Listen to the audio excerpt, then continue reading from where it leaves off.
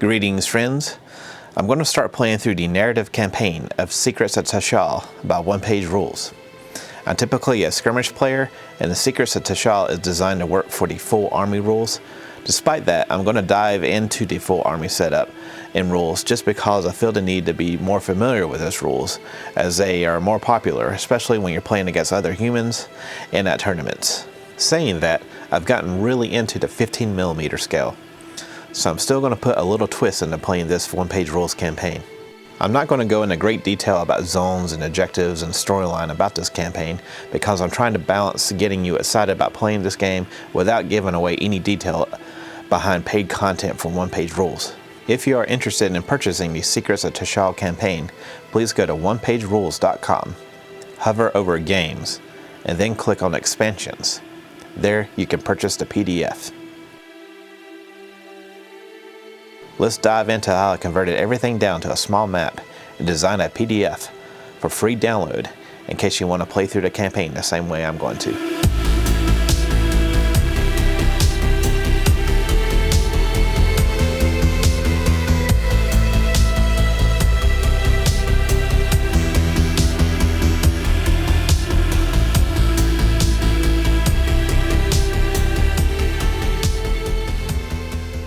If you are interested in this free map PDF, you can go to my Patreon or Discord and find links.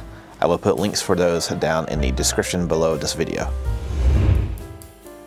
First, I printed out the 4 basic pages of my design needed to play Mission 1.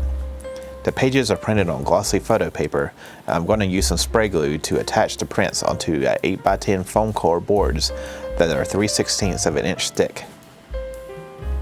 You don't need to be this fancy if you just want to play. You can simply just print these pages out and put them together, but I'm just going to show you how fancy you can get. Next, I will just use a straight edge and an X-Acto knife and trim the edges. Then, I always like to go back and color the edges of the paper black with a Sharpie.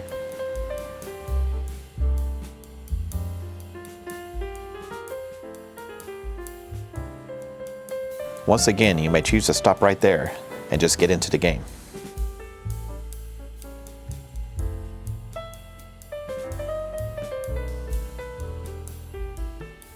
Using a sheet of insulation board, I'm going to build a solid foundation for my maps. Here is a printout of X and Y coordinates that I've designed. You're welcome to also download them for free. The PDF will come with D66 charts so that you can do some randomized placement with models and objectives, but this is totally optional and not really needed to play. I also sprayed the edges black with the airbrush. Be sure to use an airbrush paint or brush on paint while doing this, because rattle can aerosol spray will tend to melt the insulation. Now that I have a solid foundation, I'm just going to use some masking tape to lay down the 4 board pieces so that later I can replace them with Mission 2 or anything else.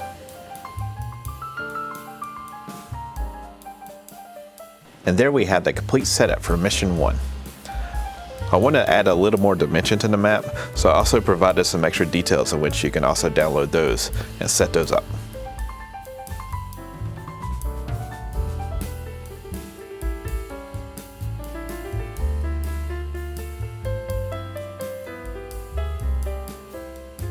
And just to show how far you can go with this design, I found some STLs to add. But just a reminder, these are not mine, and I'm not providing them in my download pack. The columns are actually from One Page Rules, and they are part of the Saurian Terrain pack. I just resized them a little bit and stretched them out taller in a slicer just to kind of fit the design. And this gate model is from a company called Printable Scenery. So let's talk about miniatures. Like I said before, this map is designed for 15mm miniatures. This is also a full army scale setup, but instead of having 5 or 10 little models run around in a unit group, I've combined the group units into small dioramas in a slicer. I can usually get 3 models on one base, and I sized that down to a 2x2 area space on a grid. I thought about going bigger and actually trying to fit 5 models on one combined base, but I play more skirmish games than I do the full army scale setup, so this works a little bit better for me, so I just can use these and keep up with the wounds with markers and such. For single small models, I use a base that is resized down to a 1/2 inch by 1/2 inch footprint. And for larger models, I use a base that is around a 1 inch by 1 inch footprint. When I bring a miniature into a slicer, I just size it down to 50%. This is not exactly a 15mm scale, but it's really close, and it's just easy for me to remember just to do a 50% to all the models. For me, I like to combine the bases onto the models in the slicer for printing, but that's your call. It usually works pretty good for me. For the even larger units, you'll need to kind of experiment with the base sizes, but for my map, it is best to resize them in 1/2 inch increments. For example, this model is a 1.5 by 2.5 base, which is about 3 times 5 spaces. Okay, so I experiment a lot with base coating and painting in general. So in this part of the video, there might be a little confusing because I mix things up as I go. Some models I'm doing an experimental purple shadow coat, and the others I'm just going straight black. In the long run, for these small miniatures, I've been going with straight black, and that usually works out pretty good for me. But just in case you see the two different ones, that's just what's going on. One thing that is working well for me lately is that I like to pick one color that's sort of like a base color for each model, and I will use a light highlight color and spray it on the model like the zenithal effect. For example, a lot of the lizards I'm going to use this boggy green, and for the Vinci soldiers the armor would be mostly red, so I'm going to use this fray pink for the zenithal coat. For the other lizards I'm going to use this storm wolf. Notice that all of these colors have the high icon on the label. A lot of the army painter paints are part of a 3-color triad system, so I like to pick the colors that are in the highlight selection for my zenithal coats. Next, I'm going to add shadows by matching a color with a tone wash. Green goes with green and red goes with the pink highlight. So then you can see a real difference in the shadows. Next, I'm just going to use some white to dry brush back in some highlights. Most of my opaque paints are airbrush paints, but this works fine for me. Weapons and such on this small scale are pretty fragile, so just be really careful while dry brushing. And then we would just move on to speed paints. I usually like to do at least a 1-to-1 ratio mix with speed paint and speed paint medium. Here lately I've been doing a 1 drop of color and 2 drops of medium. It just helps keep the paints pretty thin and let the contrast work. With the Duchess of Vinci, I'm going to split a lot of the armor and clothes up with a 2-color look. Most of the color would be this murder scene burgundy, and then I will go back with some green.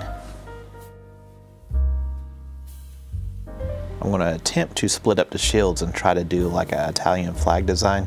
Let's see what happens. Now I'm going to switch over to a green. Even though I use a pink highlight as the base color, the color is light enough for the green speed paint to cover, and that base color just help kind of ties all the everything together. And there we have an Italian flag shield with basil, mozzarella, and gravy colors. Boning Matter is one of the few colors that I use straight from the bottle, and is usually my go-to for all things that are just kind of wood and leathery. And now I'm going to switch to a broadsword silver mixed with a medium for all things that are metal. I'm really into using this broadsword silver for an undercoat for all metals, even for the things that I'm eventually going to paint bronze or gold. You'll see how I do this with the lizards down the road. For the bases, I'm just going to use a satchel brown straight from the pot. This is going to look really plain looking at first, but I just really need a good base color that is nice and thick and dark, and you'll see how I upgrade this later. This Caribbean Ocean is a good bright color that I like to use a lot for feathers and such. Now to go over my broadsword silver metal base coats, I'm going to thin down some bright gold metallic opaque paint with a 1-to-1 speed paint medium ratio and highlight the weapons on all the lizards. And while that is drying, I'm going to hit the edges of these bases with some grim black. And now for the secret sauce. I'm going to mix 1 part strong tone wash with 2 parts speed paint medium and cover all the models. This gives them that final cover coat and kind of ties all the colors together. Here is Hakatlo with a purple undercoat with light blue highlights. This model I'm super happy with and is one of my favorite models from One Page Rules.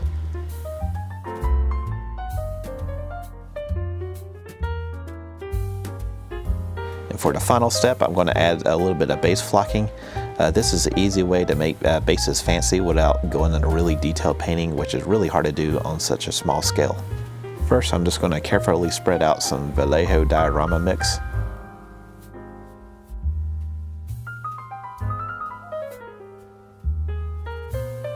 And then spread out the flocking.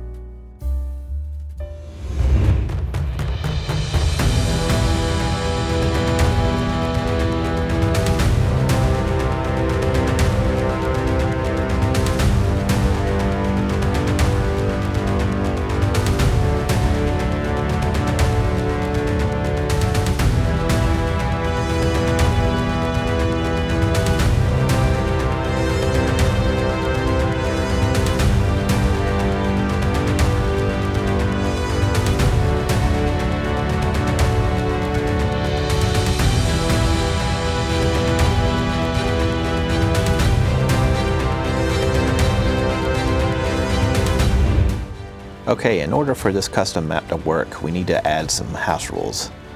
For a standard battle area for full-scale army, it should be 48 inches by 72 inches. My design splits that in half with 24 squares by 36 squares, and then down to a ½ inch squares, making them a compact design that works well for 15mm miniatures. I like to use a square space movement at a 15mm scale because trying to measure distance with any kind of like tape or ruler or any kind of scale device is pretty difficult at this size. Because everything is cut in half, you will need to remember to cut all distances in half for all movement and range attacks. If you don't end up with a whole number by doing this, I usually just round up to the nearest whole number. And instead of using a ruler again, I just count spaces to determine my range attacks. By the standard rules, if you lose in melee, the loser backs up 1 whole inch.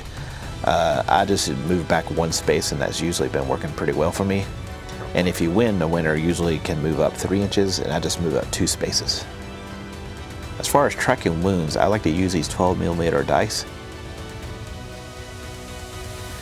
And here lately, I've also been using these 7.5mm color blocks. These are pretty cool little jobbies, and I like to use them for tracking activation and such, and I like them enough that even for the larger scale games, I'm probably going to start using them.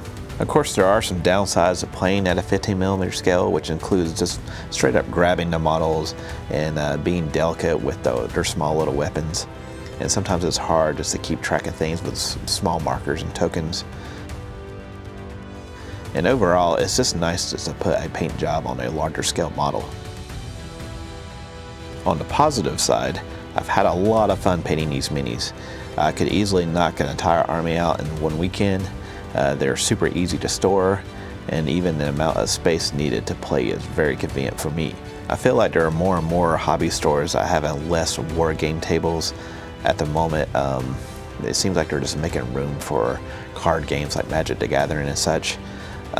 So there's just more and more like standard kind of picnic tables around in these stores. So games at this size is going to work really well for that. So be a good friend and be sure to check out onepagerules.com and download the core rules for the tabletop war game Age of Fantasy for free. And then check out the narrative campaign at Secrets of Tixal. Currently it's only $5 at the time of this recording. All models in this video are printed STLs, also purchased from One Page Rules. PDFs for my Secrets of Tixal Map 1 will be available for free on my Patreon and Discord. Thanks for watching. Please give this video a like and subscribe if you haven't already done so. You can also find Square Table Unit on other social media sites such as Patreon, Discord, Instagram, Facebook, and Blue Sky. Be excellent to each other, and I'll see you guys on our next adventure.